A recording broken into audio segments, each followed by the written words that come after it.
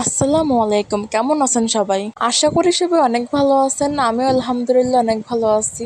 তারপর আজকেও একটা কুকিং ভ্লগ নিয়ে চলে আসলাম। সবাই অবশ্যই ভিডিওটা শেষ পর্যন্ত দেখবেন। আজকে আম্মু দুপুরবেলায় কি কি রান্না করলো সেটা নিয়েই আজকের ভিডিও।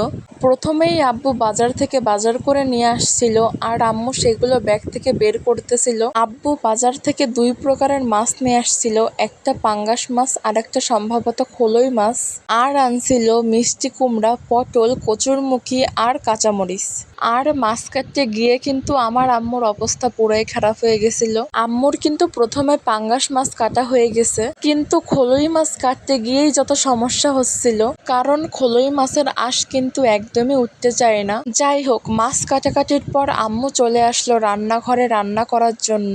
আর আম্মু আজকে কি কি রান্না করবে সেটা আপনাদেরকে একটু ঝটপট করে বলে ফেলি। আম্মু আজকে কচুরমুখী দিয়ে, পটল দিয়ে আর পাঙ্গাস মাছ দিয়ে একটা তরকারি রান্না করবে, আর রান্না করবে মিষ্টি কুমড়ো ভাজি। আর আমার আব্বু যখন বাজার করতে বাজারে যায় তখন কিন্তু আমি আমার আব্বুকে বলে রাখি যে আব্বু তুমি কিন্তু অবশ্যই পাঙ্গাস মাছ আনবা, কারণ পাঙ্গাস মাছ খেতে আমি প্রচুর পরিমাণে পছন্দ করি। আর আপনারা কে কে আমার মতো পাঙ্গাস মাছ খেতে পছন্দ করেন আমাকে কিন্তু অবশ্যই কমেন্ট বক্সে জানিয়ে দিয়ে যাবেন। আম্মু কিন্তু প্রথমে তরকারিটাই রান্না করে নিচ্ছিল, আর আম্মু এখানে মাছের সঙ্গে যেই তরকারিটা রান্না করতেছিল অর্থাৎ পটল আর কচুরমুখী, এর মধ্যে কিন্তু আমি কচুরমুখীটা একটু বেশি পছন্দ করি। পটল আমি খুব একটা বেশি পছন্দ করি না। পটল পছন্দ করি না বলতে, পটল যদি তরকারি রান্না করা হয় তাহলে আমি খুব একটা বেশি খাই না, কিন্তু আলু আর পটল ভাজি করলে আমি খাই, কারণ আলু আর পটল ভাজিটা আমার অনেক পছন্দের। আর এখানে কিন্তু মিষ্টি কুমড়াও কেটে নেওয়া হয়েছিল ভাজি করার জন্য। আর আম্মু এখন পাঙ্গাস মাছ ভাজি করার জন্য কড়াইতে তেল দিয়ে দিল।